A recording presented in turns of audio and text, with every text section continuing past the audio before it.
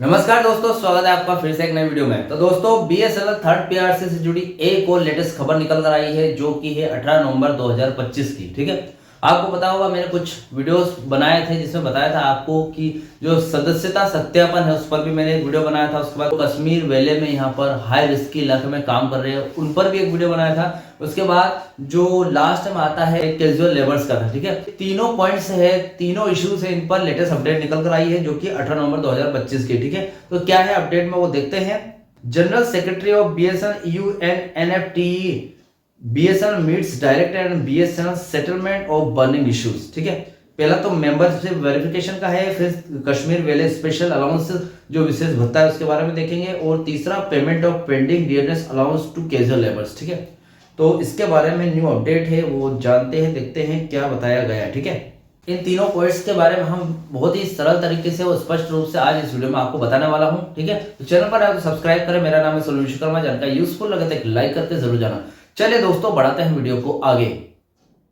देखिए, जो न्यूज है, ये जो अपडेट है 17 नवंबर 2025 की है। इसके पहले वाला जो मैंने वीडियो बनाया 18 नवंबर 2025 की अपडेट थी। ठीक है, ये आई है 18 नवंबर 2025 को और अपडेट है 17 नवंबर 2025 की। ठीक है, तो यहाँ पर देखिए, इसमें यूनियन के लीडर कामरेड अनिमेश मित्रा और कामरेड श्री सिंह जी, जो कंपनी के जो बड़े बड़े निदेशक है, वो आपस में मिले। अब यहाँ पर मुलाकात इसलिए थी क्योंकि कंपनी के कर्मचारियों को तीन बड़ी बड़ी समस्या को हल करवाना था। ठीक है, पहली समस्या है यूनियन की पहचान, यानी कि सदस्यता सत्यापन, इसको बोलते हैं इंग्लिश में मेंबरशिप वेरिफिकेशन। ठीक है, आपको पता है 8 अक्टूबर 2025 को जो बीएसएनएल थर्ड पीआरसी पर हस्ताक्षर हुए थे। ठीक है, वो हस्ताक्षर करने का, जल्दी से जल्दी हस्ताक्षर करने का कारण ये था कि सदस्यता सत्यापन, जो कि बीएसएनएल ईयू या फिर अदर जितने भी यूनियंस है जो बीएसएनएल के लिए यहाँ पर कर्मचारियों के लिए उनके हित में काम करती है, जितने भी यूनियंस है उनकी सदस्यता सत्यापन का जो लास्ट एक्सपायरी डेट थी 16 अक्टूबर 2025। ठीक है, अगर थर्ड पीआरसी 16 अक्टूबर 2025 से पहले हस्ताक्षर नहीं होते और बाद में होते तो यूनियंस का इस पर कोई भी जोर नहीं रहता। ठीक है, यूनियन बाद में अपनी बगैर सदस्यता सत्यापन की जो उनके पास एक तरीके का लाइसेंस है, उसके बगैर यूनियन डायरेक्ट मैनेजमेंट से बात नहीं कर सकती। अगर उनके पास ये लाइसेंस है तो ही बात कर सकती है। आप उस लाइसेंस, एक तरह का लाइसेंस मान सकते हैं वेरिफिकेशन, मेंबरशिप वेरिफिकेशन अगर उनके पास है तो ही वो मैनेजमेंट से बात कर सकती है। उन्होंने सोचा कि अगर लास्ट डेट खत्म हो जाती है और उसके बाद अगर थर्ड पीआरसी लागू होती है तो हम कुछ नहीं कर पाएंगे, ना जाने कब तक लागू होगी, तो उन्होंने उसके पहले ही लागू करवा ली थी। ठीक है, ये मतलब यहाँ पर थर्ड पीआरसी पर हस्ताक्षर हो गए थे। ठीक है, यूनियन की पहचान, यह झगड़ा इस बात का है कि कर्मचारियों की असली और सबसे बड़ी यूनियन कौन सी है, ताकि वह कंपनी से बात कर सके। ठीक है, अभी तक तो बीएसएनएल ईयू ही थी। आप देखते हैं आगे मेंबरशिप वेरिफिकेशन के बाद कौन बनती है। यूनियन क्या चाहती थी यह देख लेते हैं। यूनियन बोली कि फैसला वोटिंग से होना चाहिए, जैसे कि लोकतंत्र में होता है, यानी कि चुपचाप अपना वोट दो।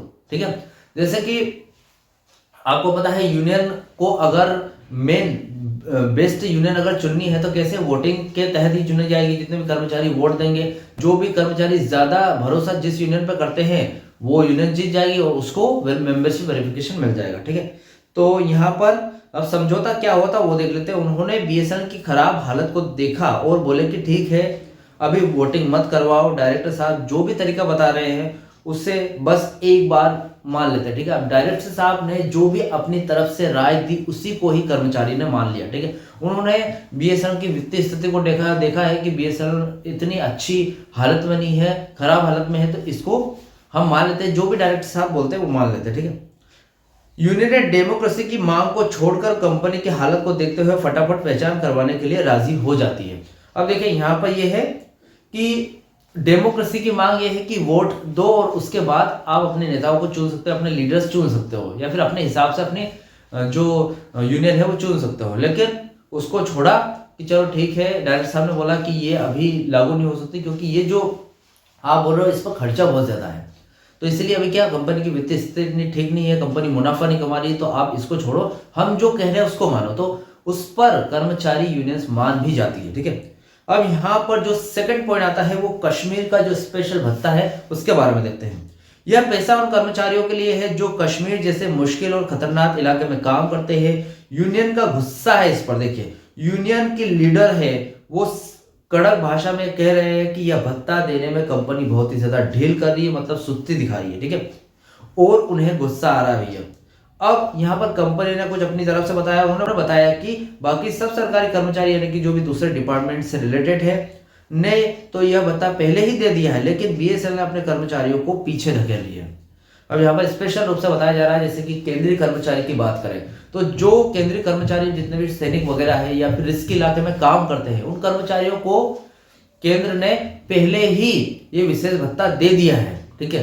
लेकिन बीएसएनएल सरकारी कंपनी होते हुए भी, जबकि उनको पता है कि कश्मीर वैली जैसे रिस्की भरे इलाके में यहाँ पर उनके कर्मचारी काम करे, भले वो बॉर्डर पे नहीं लड़ रहे हो, लेकिन काम तो रिस्की इलाके में काम कर रहे हैं, ठीक है। तो उनको जो विशेष भत्ता है वो आगे रहकर देना चाहिए और पहले देना चाहिए, मतलब समय पर देना चाहिए, लेकिन अभी तक नहीं दिया गया है। 2 किस्तें रह गई है, वो किस्तें चुका दो फटाफट। यूनियन ने गुस्से में बताया है कि कश्मीर में काम करने वाले को पैसा नहीं मिल रहा है और डायरेक्टर साहब ने हाँ कर दी भैया कि काम हो जाएगा, ठीक है।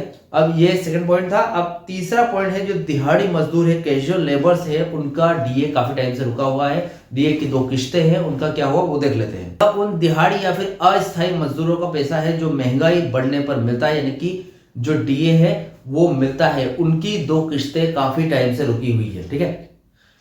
अब इस पर यूनियन का गुस्सा है, यूनियन ने सख्त नाराजगी जताई है क्योंकि जनवरी 2025 में डीए की जो 2 किस्तें रुकी हुई है, उन्होंने याद दिलाया है कि पिछले साल भी यही नाटक हुआ था। इसका मतलब यह है कि जो दिहाड़ी मजदूर सबसे गरीब होते हैं, उनका पैसा रोकना उनके घर का खर्चा चलाना मुश्किल कर देता है, ठीक है। बड़े साहब यानी कि जो डायरेक्टर साहब है, उनका क्या जवाब आया? डायरेक्टर साहब बोले कि यह वह कंपनी के सबसे बड़े मालिक से बात करेंगे, यानी कि सीएमडी से, और जल्द ही पेमेंट करवाएंगे, ठीक है। अब गरीब मजदूरों का जो 2 किस्तों का जो पैसा रुका हुआ है, अटका हुआ है, यूनियन ने आवाज उठाई है और डायरेक्टर ने वादा किया है और बड़े मालिक से बात करके पैसा दिलवाएंगे। अब देखते हैं क्या होता है आगे। जो भी देखिए, कुल मिलाकर बात ये आती है, यूनियनों ने कर्मचारियों के 3 बड़े काम करवाए हैं। अब इंतजार बस इस बात का है कि डायरेक्टर साहब ने जो वादे किए हैं क्या सच में वो पूरे होते हैं या फिर नहीं, ठीक है। तो फिलहाल ये अपडेट थी बीएसएनएल थर्ड पीआरसी से रिलेटेड जो 3 इश्यूज है उनके बारे में, जिस पर मैंने पहले भी वीडियोस बनाए हैं, ठीक है। तो फिलहाल इस 18 नवंबर 2025 के अपडेट से रिलेटेड जो भी आपके डाउट क्वेश्चन वगैरह हो तो मुझे कमेंट बॉक्स में कमेंट कर सकते हैं। वीडियो अच्छा लगा तो वीडियो को लाइक कमेंट से जरूर करें। मिलते हैं दोस्तों नेक्स्ट वीडियो में। सी यू सून।